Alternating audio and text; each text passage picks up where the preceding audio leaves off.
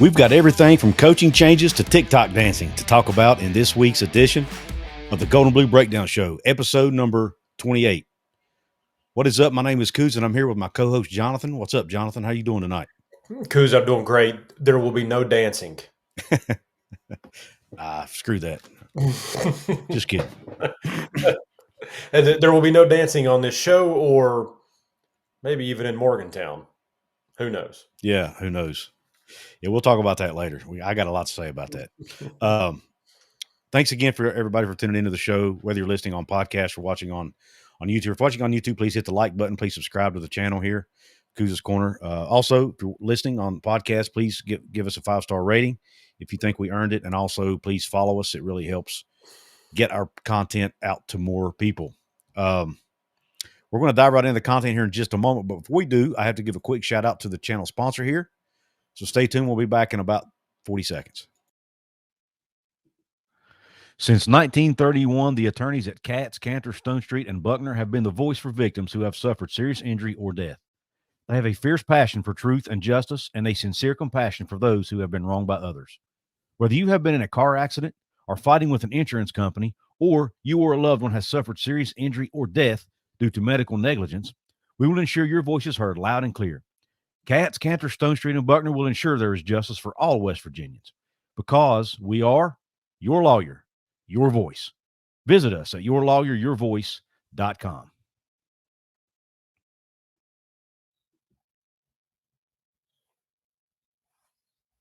What is up? And thank you for letting us take care of the housekeeping. Thank you for tuning into the show.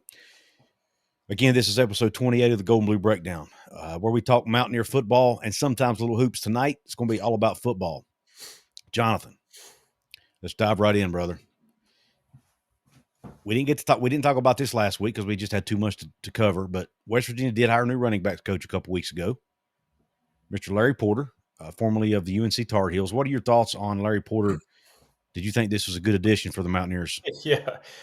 Yeah, pretty good replacement, huh? No knock on Chad Scott, absolutely. I think West Virginia and Rich Rodriguez would have been fine to keep Chad Scott. They did that before he left to Texas. They would have been just fine. But my goodness, once he left, when Rich Rodriguez told us that he had people calling, and he didn't see a worry when it came to replacing Chad or filling the position. Boy, he wasn't lying to us. 27-year veteran, Couz. And when I say veteran, there's some big schools. Was it Carolina? Was it Arizona State, LSU, Texas, Oklahoma State? The list goes on.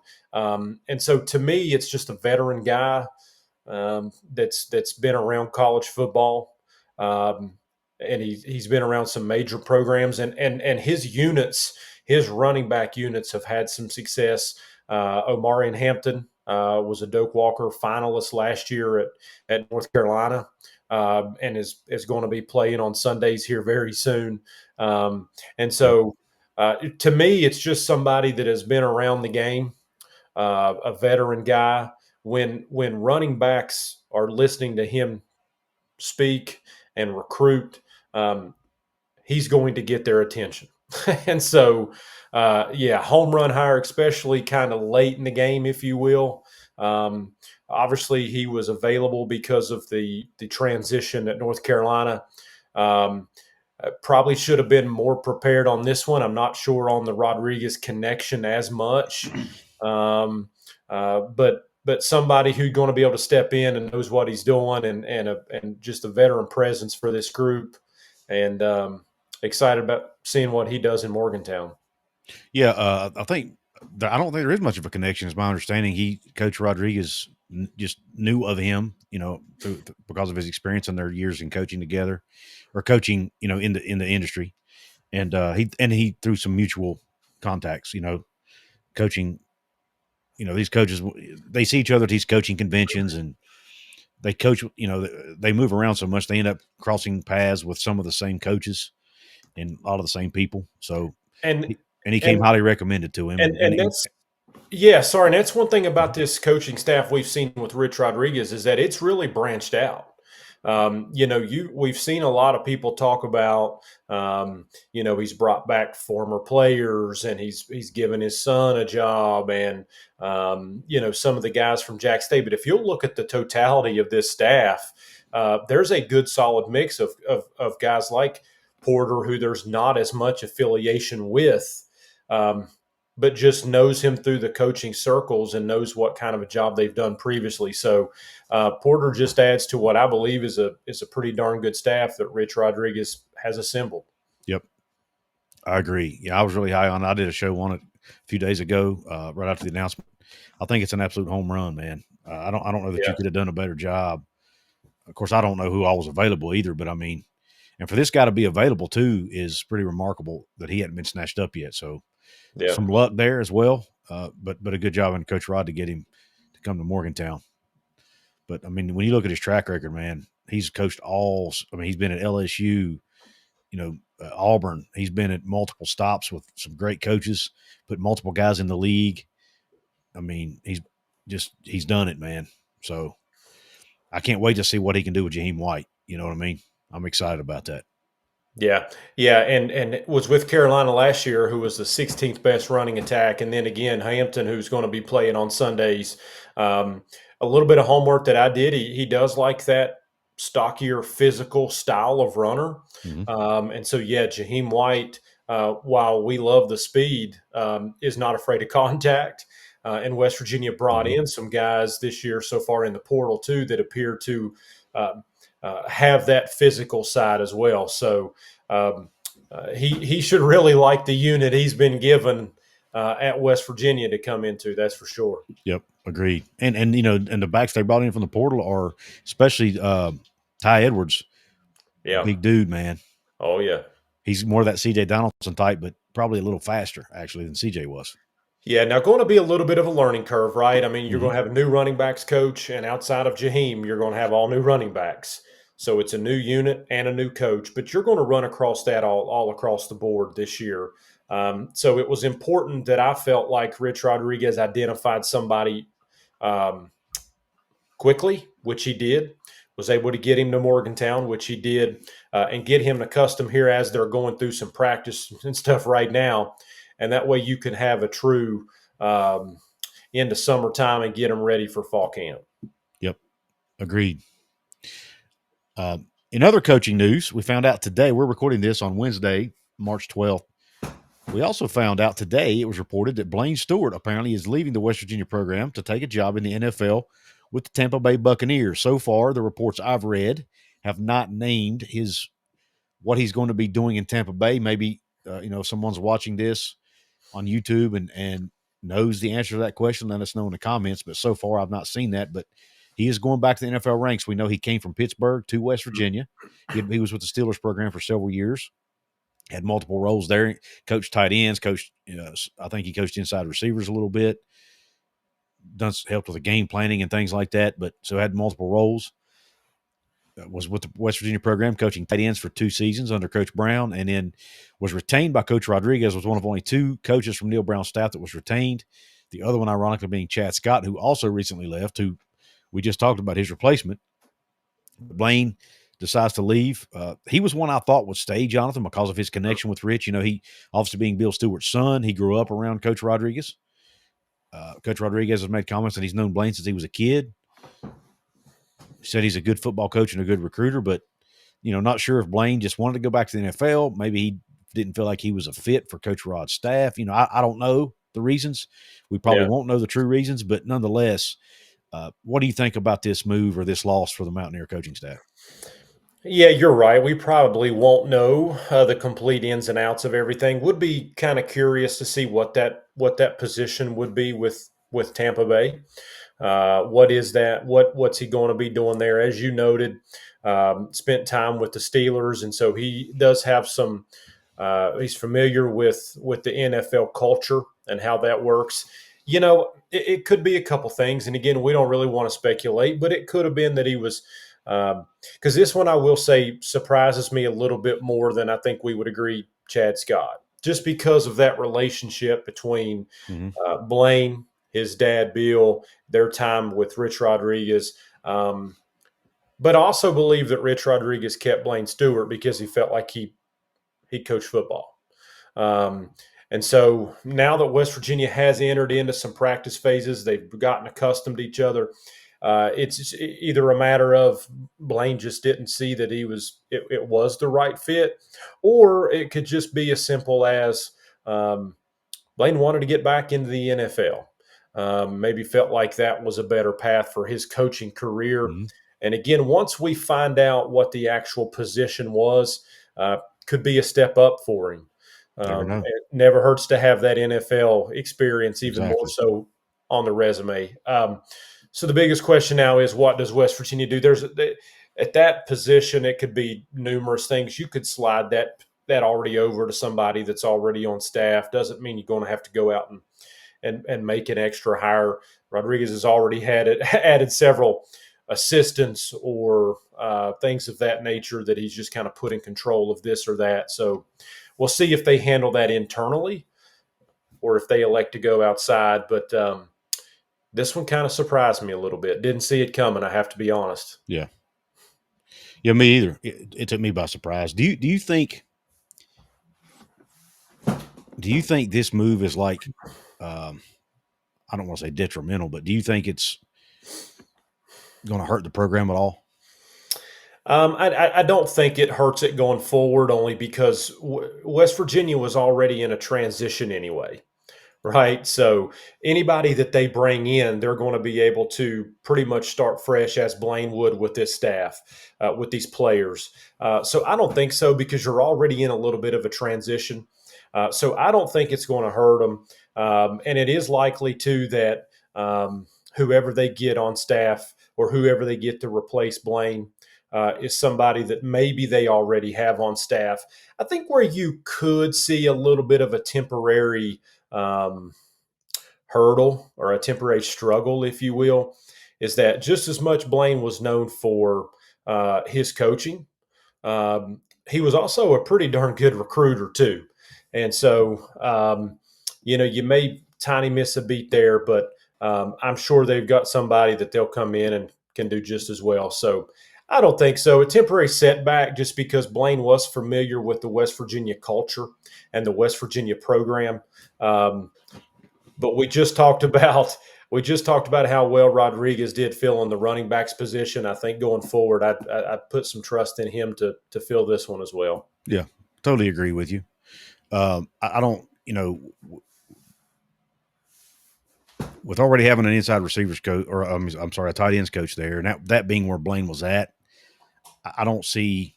Maybe he steps right over and takes it, or maybe they bring in. I feel like they'll probably hire somebody from the outside. I mean, I'm sure there was a reason they wanted somebody specifically to coach tight ends, right? Yep. As we've seen in college football with all these, now they have over 20 coaches on staff now. A lot of individual positions are being, you might only have one coach coaching, one position. Whereas in the past, you might only have one wide receivers coach. Now you have inside and outside, right? Yeah. Plus tight ends. I mean, it's just the coaching staffs are getting so much larger now. They can focus more on their individual positions. So it'll be interesting to see what they do. I feel like they'll probably hire from the outside, but it's hard to tell what they'll end up doing this late in spring camp. Might wait till after spring to hire somebody. Yeah. Who knows? But I trust for Coach Rod to hire the right guy. He's been around a long time. He's been a head coach now for over 30 years. Yeah. I mean, or I don't know. He's been in coaching for over 30 years, and most of that has been as a head coach. So, it's I trust him. I think he'll do the right thing, and I'm happy for Blaine. Look, I'm happy for Blaine too. I mean, he's a West Virginian. He's a native of West Virginia. He's always going to be one of us as far as I'm concerned. So I wish him nothing but the best, man. Yeah, I agree. And in this day and time, it is very possible that they go out and get somebody. I guess my point was more in this day and time where everybody's an analyst, everybody's, you're able to bring in more people. I think if Coach Rodriguez finds somebody that he thinks is a good fit, he'll bring him in. And if he needs to spread the wealth on that a little bit and break that up some more internally, might go that route as well. But agree. I'd just be curious to see what that official title is for Blaine with the Buccaneers. But nonetheless, happy for him, and And something tells me he might eventually find his way back to Morgantown in the future. Who knows? Yep. Agreed. Now let's move on a little bit to some more news that came out this week, some positive news. I hadn't had a chance to get your thoughts on this yet, Jonathan. Preston Fox coming back to Morgantown, man. Yeah. Rejoins the football team. I guess he's now went through 3 practices with the team. Unexpected for sure. But a boost, in my opinion. What do you think? 100% a boost. If for no reason than you know what you're going to get out of Preston Fox, right? Um, he is hard edge. He plays hard. He does everything the right way. He leaves it all out on the field. Nothing overly exceptional, but he does a lot of things right. Good hands. He's going to catch the football. He's going to run good routes. He was probably as reliable of a special teams player that I can remember Couz in a while, in a long time. You felt comfortable with him on special teams. And so, yeah, I mean, there's obviously going to be a transition there. He's going to have to get familiar really quick with Rich Rodriguez's system. But I'm thrilled to have him back. And Rodriguez has talked about going to need some extra hands in that running back or that wide receiver room as well. Mm-hmm. And so, yeah, just another option for him. There is some familiarity there with Nico if Nico is to win the job. And so I love it, and I think it's a good piece for an offensive unit to have going into next year. Yeah, totally agree. You can't replace experience. You can't replace leadership. Yep. Well, maybe you can replace leadership, but you can't ever have too much of it. Would be a better way to say it, I guess. You can have more than one, and I think that wide receiver room. You do have a few. It's not that you don't have any veterans there, but you don't have veterans who have been with this program, right? I mean, Rodney Right. Gallagher's a junior, but Preston Fox, this will be his 5th year, I think, in the program. So, and he's from West Virginia. You know, he's in state. He grew up right there in Morgantown. He knows the culture, like you said. He gets it. You know what I mean? And who better to relay that to the new guys, you know, Yeah. on the roster than him? You know. Yeah. So I think it's an awesome, and we can't undersell or oversell what he could be on special teams too. Yeah. I mean, he's look. He's not Tavon Austin, but man, he's reliable back there. You know, he's going to catch the ball. He's going to give you a chance at least to get good field position. And you and I both know in the past that's not always been the case. So, if nothing else, as far as on the field goes, I think that piece part of the game might be even more critical than his receiving. Yeah. Yeah. And what's it say about Preston Fox that he wanted to come back? Yeah. He didn't have to. He didn't have to come back. You know, if it was Neil Brown one more year, maybe I'd understand it. There wasn't going to be that learning curve. The language all of a sudden didn't change on the offense. You know, there's so many different moving parts this year than last. And for him to step up and say, yeah, this is what I'd like to do, tells you about everything you need to know about Preston Fox, that he's going to come back and work when he didn't have to. So just another valuable piece to this offense that, again, is he going to go out and catch 10 passes a game, 100-plus yards a game? He's probably not. But he's going to fight for extra yardage. He's always going to get his hands on the ball. He's going to block well. He's going to be reliable in special teams. He's always fighting. And so those are guys you need, and especially in a transition year where you're trying to lay a foundation for the next 2, 3, 4, however many years, you need guys like Preston Fox on your football team, and I'm thrilled to have him back. Agreed. And I'd say Rich Rodriguez is pretty happy as well. Yeah. Oh, he seemed like when they asked him about it. Did you see the press conference when they asked him about Yeah. it? Yeah, he was got a happy. big smile on his face. Yeah. Yep. Yeah. He said, I didn't even know we had any eligibility left. Yeah. I get a little bit I guess tickle's the right word, man. Today's press conference, for example, I don't know if you've had a chance to watch it yet, but he had a it's like he's still trying to learn guys' names. You can tell, like he's going down the roster going, yeah, this guy, yeah, he's doing this. And I mean, he can tell you about him, but it's like it's so new to everybody. I mean, he's trying to learn 125 guys' names, Yeah, basically, you know? yeah, and that's what I'm saying. It's not Darren DeVries on a basketball court trying to remember 12 guys, 13 guys. I mean, we're talking 100 plus, Yeah. and coaches and assistants Yeah. and graduate And assistants staff and, members. and staff members. You know, they probably need to all start wearing the "Hi, my name is" badges around and on the field. And Yeah. so it is pretty neat to see it. But you're right though. He's got enough without him. He may forget the name, but he's going to tell you what you did good. He's going to tell you what you did bad, Yeah. Yeah. and he's going And to remember it. yeah, well, I mean, I'm sure the position coaches know their guys by now. And he's going to rely, he's going to lean a lot on those position coaches and coordinators too to help him make some of these decisions as far as who gets cut, who gets, who's top of the depth chart, who's not, whatever. Which in spring ball, none of that really matters anyway. The cut part wouldn't matter because they'll have to make those decisions by summer. But Yeah. but yeah, it's interesting to watch him. It's just so odd in college sports. It's just so different, man. I don't know. I've embraced it, but I don't really like it. There, It is what it is. there's a lot. There's a lot, Yeah. and it's different. But yeah, glad to have Preston back. I know Rodriguez is happy to have him back, and I think we're going to look back. We're going to look back going forward during the season. We're going to look back at this and say this is why we're glad to have him back, because some of those things we talked about, he's going to do for you in multiple games next season, and he's only going to help that room and help that team. Yep. 100% agree. Speaking of newness, one thing that's new around the West Virginia program is a ban. TikTok dancing is no longer allowed. Not only will Jonathan not allow dancing on this show, Coach Rod will not allow TikTok dancing in the locker room. And what started out as kind of a funny comment in a press conference that got everybody laughing turned out to make national news, turned out on ESPN. And Jonathan, as you and I were talking before we got on the air, it has now made it to the attorneys' desks or the desks of attorneys. And now they're talking about how it could impact employment status of athletes. I mean, dude, this is crazy. In an article that I just saw today, came out today in Front Office Sports,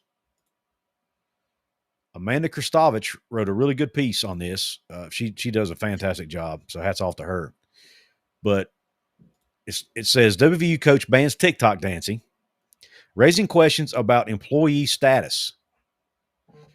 It talks about Rich Rod, implementing his new rule for his players, but it has nothing to do with curfews, nutrition, or training. Players are no longer allowed to participate in the viral TikTok dancing trend, Rich Rod said Monday. Players are still allowed to use the app, but quote, I'm just banning them from dancing on it, end quote, he said. It's like, look, we try to have a hard edge or whatever, and you're in there in your tights dancing on TikTok. Ain't quite the image of the program that I want. And which, by the way, I 100% agree with, by the way. The Mountaineers hired Rodriguez in December after the team went 6-7 last year, ranking 9th in the Big 12. It says the move raises. Here's the part that really got me. I saw red almost when I saw this, but I was not in a place where I could get on here and rant about it. So I'm going to do it now, Jonathan. If you'll give me the floor for just a second. You have the floor. It says the move raises questions about how much control coaches may legally exercise over their players, given that U.S. labor laws examine how much, quote, control an employer has over a person as an indicator of employee status. Two attorneys tell Front Office Sports, over the past 5 years or so, the NCAA has spent millions of dollars in court and lobbying Congress trying to prevent athletes from obtaining employee status. Rodriguez is the first known coach to ban a specific activity on TikTok, but he's hardly the first to impose social media restrictions on players. Schools nationwide have included various rules about what players can post. It says the restrictions have become less common and less enforceable because of name, image, and likeness, and it talks about how an NIL, these players need to be able to market themselves, basically, is what they're trying to say here, and by dancing on TikTok is the way they do that. And you don't have to dance on TikTok to promote your brand, for crying out loud. It goes on to talk about, it says, obviously it talks about athlete branding, marketability, and it says sports attorney Mitt Winter agrees, telling Front Office Sports it, quote, shows the control that schools are exercising over athletes, which lends itself to the employment arguments, end quote. Okay. So you're telling me that high school players now, their coaches can't ban them from social media? Because if high school coaches, if college coaches can't do it, then how can high school coaches do it? What's the difference? I don't see the difference. The players are getting paid now, which I have no issue with, by the way. They have the ability to make NIL money, which I have no issue with. They can transfer whenever they freaking feel like it with no restrictions anymore. But a coach can't ban them from dancing on TikTok. So what? Can they just do whatever they want when they want? What's the next rule? They're going to be able to smoke weed in the locker room? I mean, and I know I'm embellishing here, but this idea that coaches cannot have rules for players because they're trying to build a certain team culture is ludicrous to me. We're developing a nation of soft kids with these stupid entitlement crap, in my opinion. It's participation trophies and being able to do whatever you want despite what your coach tells you. I mean, they're getting a free education. Does that not matter anymore? Jonathan, enough with this crap, man. And look, we have to have attorneys in our country to make our legal system work. And when people are mistreated or abused by the system or whatever, you know. But I think some of these people out here are just, every time they get a chance to slap the NCAA or come after the NCAA or these schools, they do it, man. And enough is enough with this stuff. I can't with it anymore, man. Stop with just the silliness. Yeah, Couz, I know you've been wanting to get that off your chest, so I was willing to take a back seat here and let you say it. This is one of those that you talk about taking on a life of its own. I literally saw the comments of Rodriguez originally, and to be frank with you, my first thought was, yeah, heck yeah, I agree. And then I think a day went by and I saw it kind of strung out on a website somewhere. And then I think another day went by and it advanced to ESPN. The article you just shared. Somebody actually texted me this evening on my way home that Pat McAfee was talking about it. I'm sure he was. And we love Pat. I don't know the extent of what was discussed, but the text I got was, hey, the TikTok made its way to Pat McAfee's show. Yeah, the issue we're running into here is everybody's wanting to make a mountain out of something that's relatively small. And it should also be noted that, to my knowledge, no current West Virginia football player has raised issue with this. So it's coming from the outside. Which makes it even worse, in my opinion. Which makes it even worse, because why are they wanting to use this as an example for some silly precedent that you think's worth setting? It's ridiculous to me. If for no other reason than I don't have TikTok, I don't dance, and I'd like to win football games. So if we could stick to those three things, maybe we'd be in a little bit better place. But yeah, I mean, to me, it's so much to do about nothing, and I don't mean that on how you're interpreting it or how a lot of other people are pretty upset about as well. You're not alone. It's just, why are you picking this to raise fuss about it? It doesn't. And you're right. I think the scary part here is what's next. Yeah. What can a coach not allow his players to do? Where is the line drawn? Yeah, we've seen it previously, whether it be religion or whether it be some of these, and now we're seeing it kind of advanced to this social media stage. And so the scary part about precedents being set is that bar just continues to get moved and that line continues to get pushed. And then what's next? I don't know. But again, I thought it was worth noting that to our knowledge, no West Virginia football players current have raised much issue with that. The fire will be raised whenever if one does. Yeah. But you know what? I guess my final thought on it is this. You know what? Dang it! It tells me that Rich Rodriguez here do one thing. That's win football games. Yeah. And he's not interested in you being on your tights, dancing around, posting little 30-second videos. He's wanting to know if you're studying game film and getting better. And he wants to win. And to me, I'm even bullish even more that he's going to win football games at West Virginia Yeah. because of it. I agree. And about the employment status thing, I don't know. And look, I don't know the ins and outs of what. I know there are larger ramifications to making these football players employees than just what I know as someone on the outside looking in and my very minimal knowledge of these types of things, right? But to me, using what little knowledge I have and from the outside looking in and just to give my opinion, I don't think it's good for the players to be employees. But you've got these attorneys like Mitt Winter, for example, that are saying, hey, they need to be employees. Why? They would have less rights as employees that they do now because because if they become employees, the school's going to make them sign contracts to limit things like this. Yeah. So I don't think being an employee is good for these players like some of these people think they are. And I think that's the strange part about this. And correct me if I'm wrong. I don't believe that any of the athletes are saying they want to be employees. And so, which makes this article and this attorney's argument even more strange. Yeah. Because I don't think they're technically because if they have to be employees, they're going to start getting some contracts and things like that. And I don't think they want to go that route. So, yeah, I just don't understand it. I think we've taken. We have literally taken something in context about wanting to get better as a football team and not be dancing, and now we've turned it into essentially employee labor rights.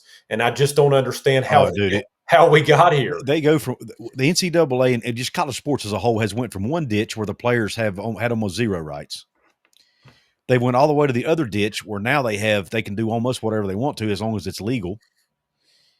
And it's like, where can we please find some middle ground here? You know what I mean? And maybe that's what they're trying to do. Again, I'm kind of a dumb, I'm not an attorney. I don't know anything about the legalities of all this stuff. But maybe that's what they're trying to do. I don't know. But, man, it just seems like can we please just stop with the lawsuits and the talking about lawsuits? And can we just get back to playing football, please? Yeah. I agree. This was literally one of those where it could have been funny. It could have made its rounds on social media, on Twitter, and everybody got a kick out of it. And in 24 hours, the next news cycle came, and nothing ever came of it. And it's evolved and evolved and evolved, and really for no reason. But I don't know that Rich Rodriguez is going to. I don't know that give in's the right word, but I don't think he's all of a sudden going to just say, okay, never mind, don't sue me, dance away. So no, I don't see him doing it either. By the way, I'd recommend the players not go against his wishes. Yeah. Well, I mean, you and I both know what's going to happen. Any coach who tries to ban this, he might say, okay, I can't stop you from doing it. But come cut day, who's he going to cut? Yeah. You know what I mean? So, and then what's next there? And that's the part about the precedent, when you start cutting people and if there's a correlation there, are they going to say, and that's the problem with what we're talking about. Yeah. That the bar keeps getting moved, the line keeps getting crossed, and then what's next? So, yeah. It's a shame. And by the way, just to end this on a funny note, they did put his quote the funny quote in here in this article. They closed with it. Actually, he said because earlier in the press conference they had asked him about the rules around marijuana changing and stuff, and he Yeah. answered that.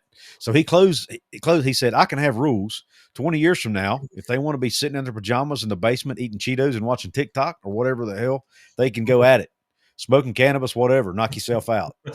End quote. Yeah. But just don't do it. I think he went on to say, just don't do it. Don't do it in the locker room. Don't You do know, it now. Yeah. don't do it now. Yeah. So, I mean, again, man, it's just a mountain being made out of a molehill, and maybe I just made it worse.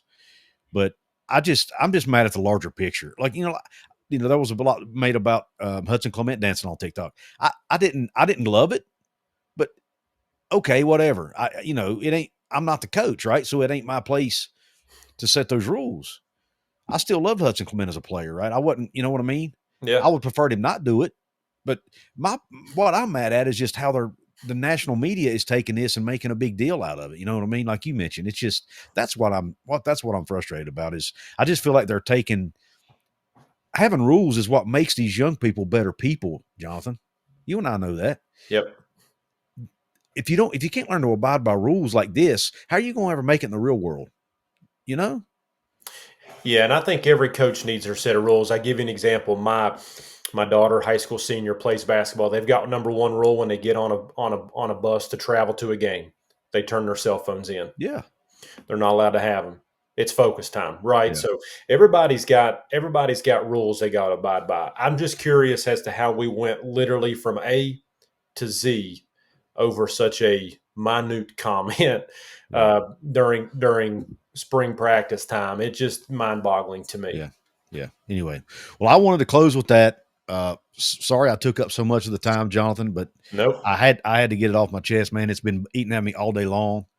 I was in my car driving down the road. I came this close to turning my phone on as I was driving down the road and yelling at the clouds with my phone on. You know what I mean?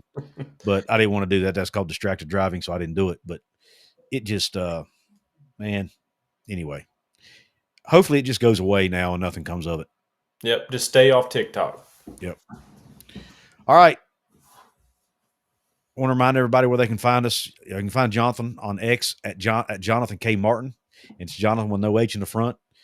You can find me at Couz 206. It's at COUZ 206. Obviously, this is the Golden Blue Breakdown Show here on Couz's Corner. We also have a channel called Hoops from the Hills where we cover West Virginia basketball. And we also we always forget to do this sometimes, but at GB Breakdown _ is a handle on X as well where you can find the show if you want to interact with the show itself. And I have a brand new website called WVSportsChat.com. Please go check it out. Please support the work that the writers are doing over there. I've written a little bit of stuff over there. There's some other people who have written some stuff over there. Please go check it out.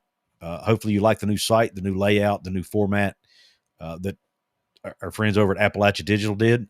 Go check them out at appalachiadigital.com /Couz. They're the ones who designed my site. Want to thank them for supporting my show as well. Jonathan, any parting words for the fine folks out there? I always enjoy it, and until next week, we're 1 week closer to football, so I can't wait. Yep. Everybody, thanks for tuning in. Appreciate the support. Hope the rest of your day's top shelf. Stay blessed. And Q Country Roads.